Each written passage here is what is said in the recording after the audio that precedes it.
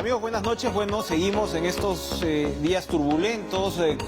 Comentábamos hace algunos minutos de la reunión organizada en el partido aprista. Ha sido una reunión que ha sido calificada como de desagravio contra la memoria pues del fallecido expresidente Alan García. Y bueno, rápidamente se ha venido a distribuir un pronunciamiento, dice, en defensa de la dignidad de la persona. Lo firma una larga lista de personajes, no solamente apristas, hay que decirlo, ni apristones, en algunos casos sí apristas y apristones, pero en otros casos, bueno, vemos firmas como Martín Belaúnde Moreira, Gustavo Pacheco, Jaime de Altaus, Roberto Dañino, el ex premier, Natalia Primo, una larga lista, ¿no?, de firmas, además de los nombres conocidos del APRA, como les digo, y de alguna manera relacionados con el aprismo, también en algunos casos relacionados con el fujimorismo, pero, repito, es una lista bastante larga que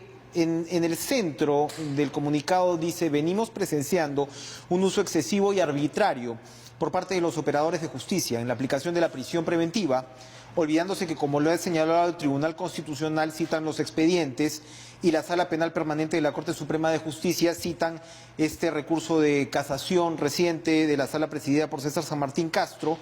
Señala: el espacio de debate acerca del dictado o no de una medida de prisión preventiva es de naturaleza cautelar y no punitivo, por lo que no existe margen alguno, so pena de violar la presunción de inocencia, para afirmar y dar por establecido ningún tipo de responsabilidad penal. Más allá del juicio mediático y más allá de la gravedad de los cargos, los jueces deben recordar que tener ante sí a un procesado es interactuar en principio con una persona inocente, porque la protege la presunción de inocencia y que en tanto tal merece el tratamiento que corresponde esa condición. Bueno, en fin, señalan el caso de Alan García.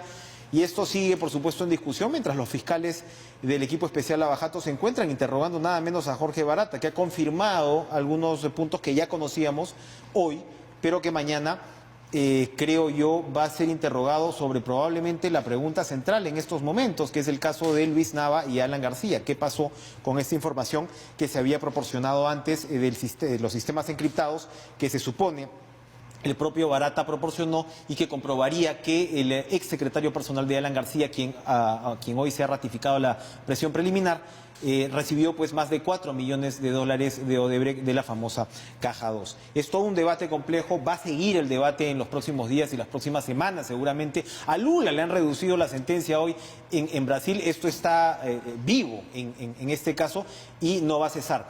Le damos la bienvenida al ex procurador, abogado litigante penal en la actualidad, Cristian Salas, con quien esperamos poder también entender un poco más de esta muy compleja situación. Cristian, un gusto verlo después de tiempo. Gracias por estar con nosotros. Gracias a ustedes por la invitación y con todo gusto para absolver todas las dudas a las que haya lugar.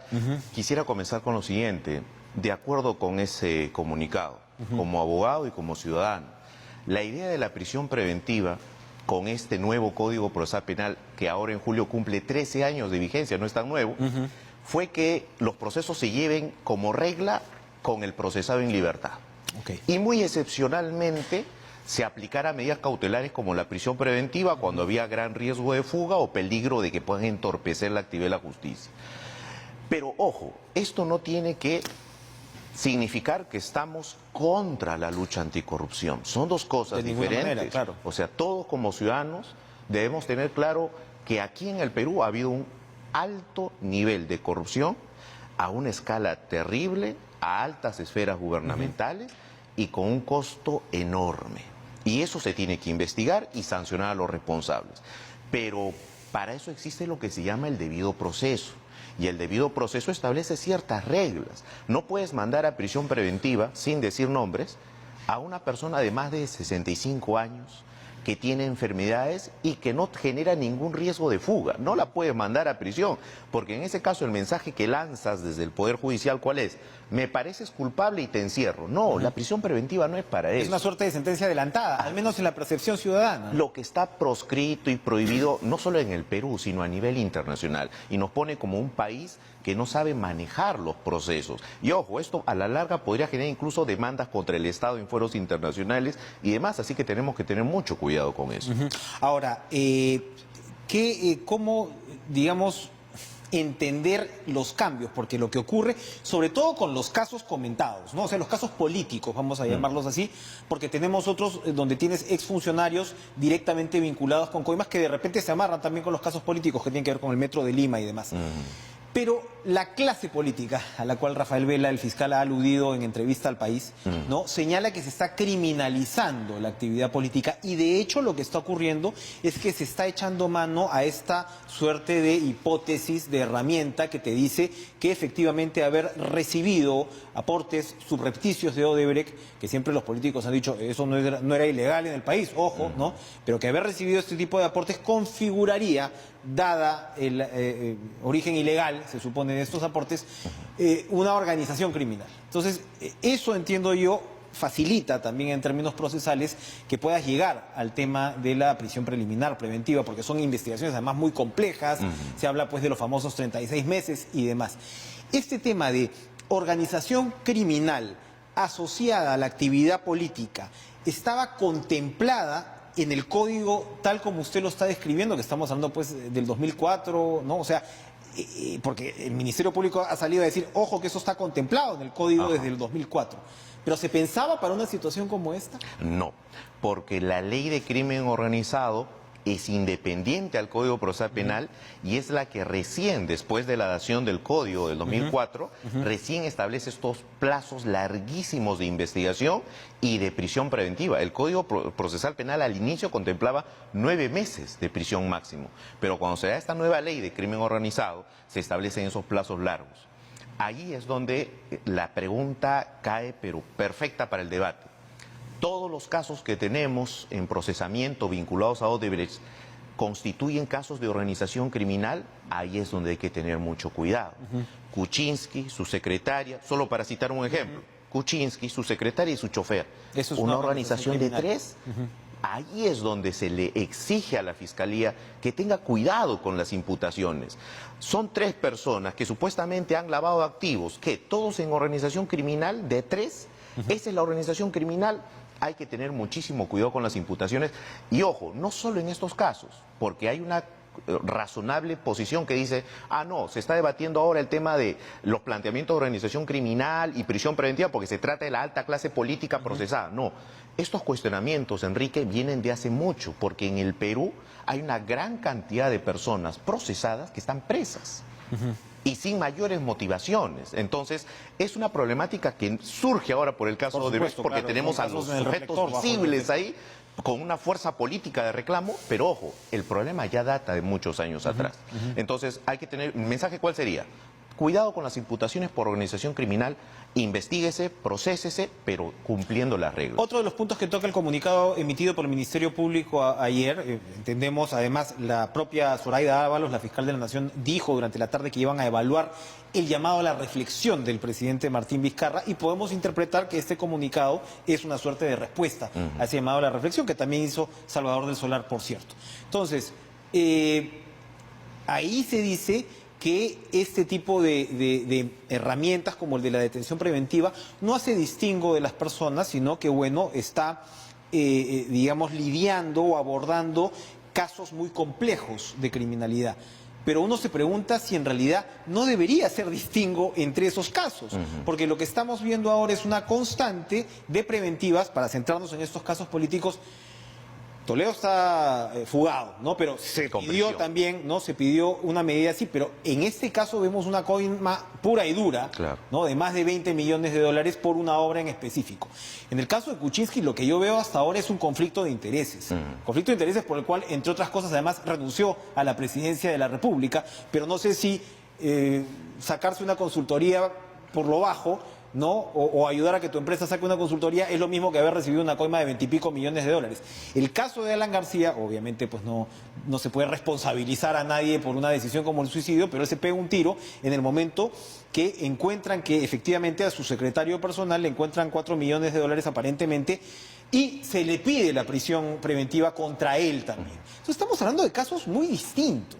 No se está aplicando excesivamente una vara como para decir, no, aquí no se salva a nadie y estamos... o sea, al final la Fiscalía puede, sin quererlo, de repente, estar operando de manera política. Enrique. Para enviar el mensaje, todos por igual. Así es. No, bueno, lo que pasa es que tú estás dando en los puntos clave. Cada caso es diferente a otro. Eso hay que entenderlo. Y lo que un fiscal... Bueno, el fiscal está en la potestad de pedir las medidas coercitivas, pero lo que el juez no puede hacer, lo que los jueces de investigación preparatoria no pueden hacer es utilizar una especie de formato para aplicar la prisión preventiva a todos los casos vinculados a Odebrecht, porque ese es un craso error. Y entonces ahí van a haber algunos casos que sí ameritan la medida, pero otros casos, lo digo sin tener ningún vínculo de asesoría con, por ejemplo, Pedro Pablo Kuczynski, Muy donde importante no que lo aclare. esa medida. Entonces, ¿por qué es importante hacer esta aclaración y este pedido a las autoridades judiciales? Porque la lucha anticorrupción se puede desprestigiar y se puede politizar, y eso es lo que dicen algunos sectores políticos, se está criminalizando la política.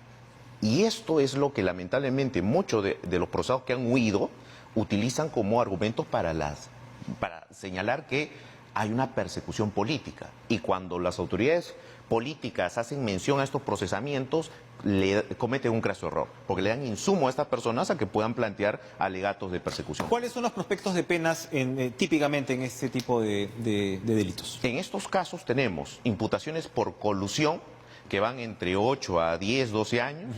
Tenemos casos de tráfico de influencias, que son delitos pequeños, de 4 años. Tenemos casos de cohechos, que van de entre 6 a 10 años en su agravante, que son los delitos más recurrentes que se están imputando en estos casos. Entonces, pero aquí se presenta la otra figura, que es la figura de la asociación ilícita u organización criminal, que es una figura que te puede... Es harina de otro cosa. Claro, que te coloca una pena bastante alta, que supera los 10 años, y es ese justamente tipo penal el que incrementa la pena, agrava el hecho, y es por ello que en las prisiones preventivas casi todos están con la imputación de organización criminal. En las conversaciones que he podido tener con un fiscal como Rafael Vela, por ejemplo, siempre, incluso cuando hay algún tipo de desacuerdo y demás, debo advertir que respeto su trabajo, me parece un fiscal profesional, él siempre me señala, mira, nosotros a veces podemos tener una estrategia agresiva en el tema penal, pero siempre dentro de los márgenes de la Constitución. Y al final, creo yo, el que interpreta esos márgenes es el Poder Judicial. Porque finalmente acá nos estamos centrando en los fiscales y bueno, en fin, son siempre figuras muy mediáticas, como lo fueron los procuradores en su momento y demás. Pero el que corta el jamón es el Poder Judicial. Así es. El fiscal, y eso hay que entenderlo bien para los ciudadanos que nos ven, el fiscal es una parte en el proceso. El fiscal es la parte investigadora, la parte acusadora, y frente a él tienes a otra parte, que es la defensa del procesado.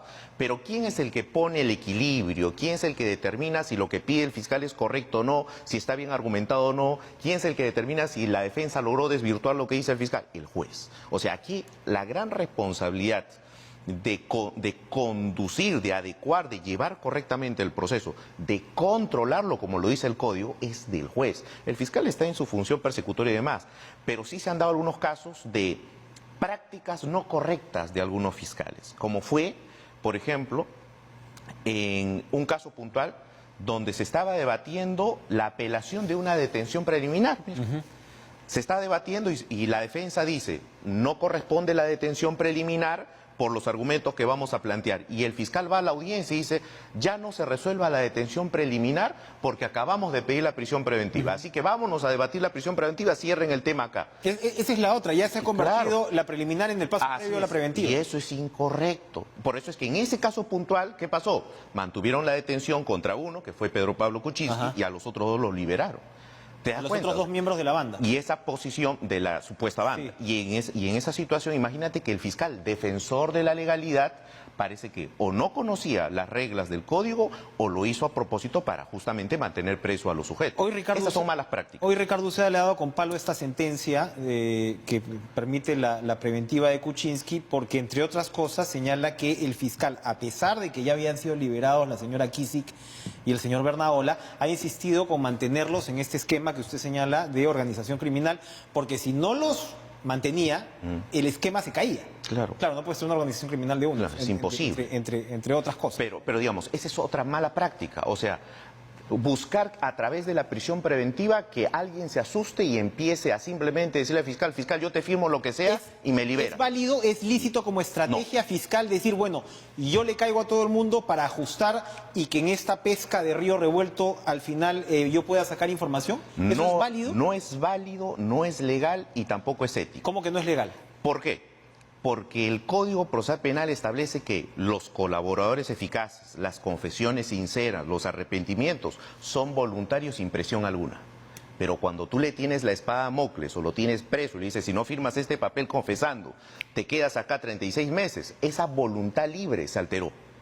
Y eso es lo que puede peligrar en estos casos por algunos testigos con código en reserva o supuestos colaboradores. Porque se ha dicho que parte de la estrategia fiscal en el caso de Alan García con Barata consistía en tener sentado, detenido a Alan García y sus colaboradores mientras se realizaba este interrogatorio en Brasil. De lo que usted me está diciendo, entonces esto también podría ser interpretado como un mecanismo de presión contra el colaborador o el delator premiado de presión, Barata. De coacción, de intimidación, de amedrentamiento, y el código no lo permite. No se pueden aplicar a los procesados o a los testigos mecanismos que afecten su libre voluntad para declarar. Incluso el código establece que el procesado tiene el derecho a guardar silencio. Es ahí la importancia de eso. Otro caso de la tipología esta de la corrupción de la que estamos hablando es uno de los que ha confirmado Barata hoy en Curitiba, porque ha señalado, ha reiterado que Susana Villarán recibió $3 millones para la campaña por el no de la revocatoria. Anoche, donde usted está sentado, conversábamos con el alcalde Jorge Muñoz, que nos comentaba, entre otras cosas, de las complejidades que él ha recibido con estas obras ejecutadas por los brasileños. Tenemos el Derby, ¿no? Tenemos, en fin, todo lo que iba a ser pues vía Parque Rima, que luego cambió de nombre, y como, por ejemplo, en el Derby se ha transformado en 3 obras, y esta es una obra prácticamente paralizada, porque le dijeron, según el alcalde Muñoz a Castañeda, que se podían hacer 3 obras distintas, digamos, por el precio de una. Y esto tiene que ver, esto va para atrás, porque recordemos que la comuna limeña, digamos que entregó su caja no tan chica, que era la de los peajes, a los brasileños por 40 años. Y acá se va encontrando que, al menos en el caso Villarán, podría haberse efectivamente dado una contraprestación, donde no se queda la cosa en la campaña, como el caso de Keiko Fujimori, por ejemplo, sino que te modifico las obras en el camino. ¿Cómo cambia, cómo vuelve más complicada la situación de Susana Villarán esta confirmación? Primero, sin duda, que ratifica lo que ya se lo que tenía, se sabía, ¿sí? No obstante, aquí estamos ante una figura que podría encajar, desde una visión fiscal, podría encajar dentro de un acto de colusión. Financiamiento, como en otros casos ya hay, financiamiento de campañas, en este caso la campaña de la no revocatoria. ¿Para qué? Para que desde la gestión, la alcaldesa o la gestión municipal, pueda favorecerlo con contratos, ampliaciones, adendas y demás a esta empresa. Se podría dar esa figura, esta imputación, y se complica sin duda la situación porque también tenemos ahí a puertas aparentemente una detención preliminar que se va a pedir en los siguientes días. Así es. Le voy a pedir, Cristian Salas, que nos acompañe unos minutos más, porque estamos enlazados con Mauricio Mulder, congresista de la República. Acaban de celebrar una reunión de desagravio en la Casa del Pueblo. Yo primero no lo había visto, congresista, en estos días de cobertura periodística, y quería ofrecerle mis condolencias y agradecerle por este contacto. Te agradezco mucho.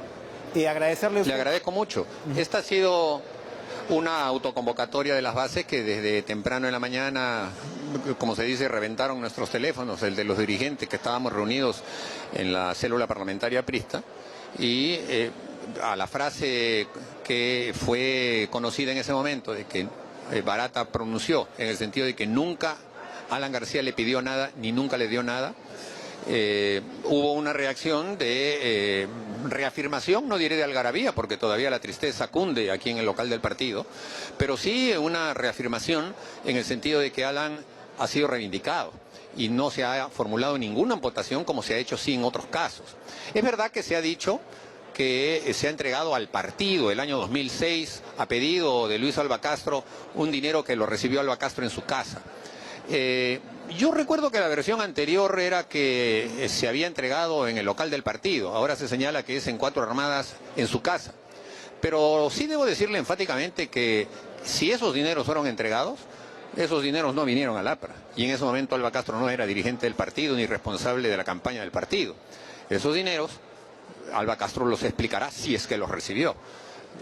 Así que no es un tema que ataña al partido, y menos a Alan García, que es lo que estaban buscando todos, que se involucrase, ¿no?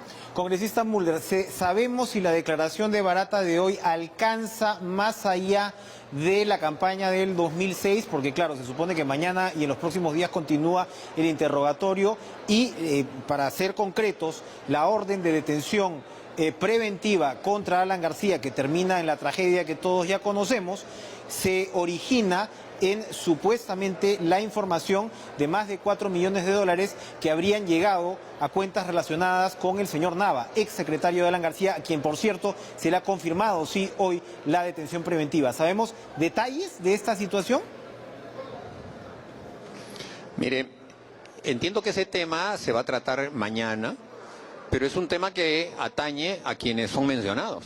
El hecho de que una persona pueda tener una cercanía o haber trabajado con otra persona no hace a esa otra persona cómplice de los delitos que pueda cometer. En todo caso, tendría que demostrarse. Tendría que haber una evidencia que de hecho no le existe.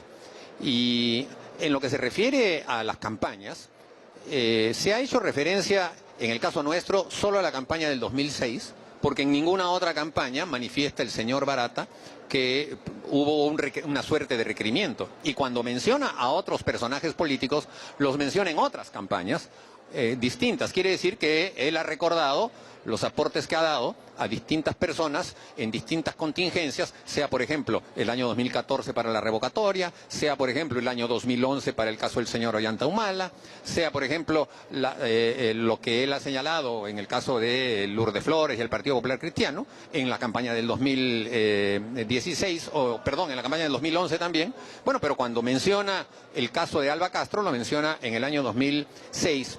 Pero también es importante señalar que el señor Barata también ha dicho que él, mire, siendo el señor Barata el superintendente de Odebrecht aquí en el Perú casi por 17 o 18 años, que él pensaba que los aportes venían de una caja lícita, que él no sabía que existía una caja ilícita, y que recién se ha enterado de esta caja ilícita, la famosa caja 2, en estas contingencias de las acusaciones que han habido.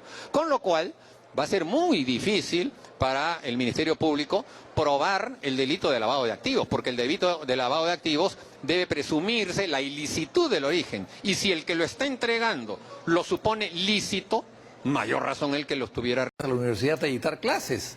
¿Por qué lo detienen en la calle, en el aula? ¿Qué sé yo? Y la casa estaba rodeada, la casa no tenía escapatoria. Buen punto. ¿Qué efecto va a tener este trance que estamos viviendo en estas semanas en el caso Lava Jato? Mire, hay quienes dicen, por supuesto, que la justicia no se debe detener y que los casos de corrupción tienen que llegar a ser. Nadie dice eso. Lo que pasa es que nos confunden ahora a los que no estamos de acuerdo con el convenio, como que no estuviésemos de acuerdo con la lucha contra la corrupción, que continúe en absoluto, que continúe y que llegue a todos los confines de la tierra. Nosotros en Acción Popular somos los más beneficiados con esta corrupción, no beneficiados entre comillas, porque evidentemente eso perjudica a la sociedad peruana como tal, pero beneficiados que no están manchados por el caso. En el sentido que no estamos manchados por nada, por nada. Entonces tenemos autoridad moral para hablar. Entonces a mí me preocupa lo de estas declaraciones, porque ojalá que salga lo nuevo. Pero la pregunta es, ya dijo Barata algo que nosotros dijimos aquí en este canal hace 2 años y medio, que los consorciados sabían de las coimas. ¿Por qué no han colaborado? Han tenido 1 año y medio para colaborar. ¿Por qué ellos saben a quién se han coimeado? ¿Por qué no dicen? ¿Por qué no hablan? ¿Ahora recién van a hablar? Porque si hubiesen hablado hace 1 año y medio, los consorciados, que saben a quién se le ha pagado la coima, a fulano, a sutano, a mengano, ellos saben, por supuesto que sí.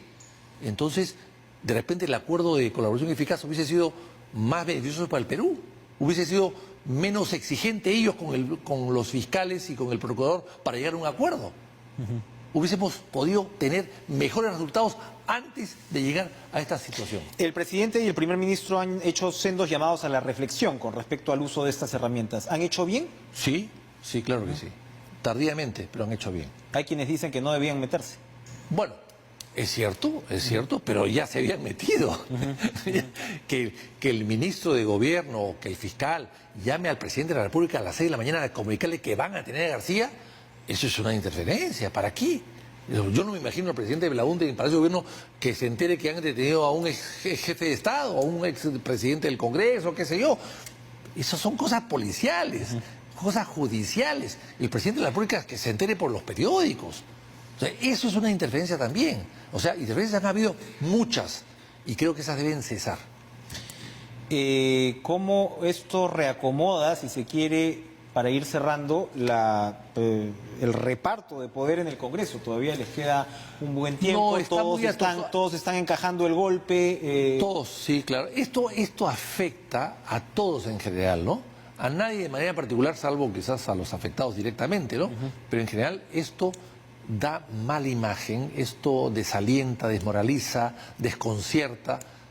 Me han llamado a mí algunos periódicos de fuera, Cable Noticias de Bogotá, NTV 24, me ha llevado una televisión de Miami, un periodista de España, otro de Argentina, y todos están desconcertados lo que pasa en el Perú. ¿No entienden bien? No entienden bien. Y cuando yo les expliqué a Colombia, bueno, pero en Colombia vemos bien a los fiscales y Odebrecht está pues ya de retirada. No está de retirada. ¿Cómo no? No está de retirada. Está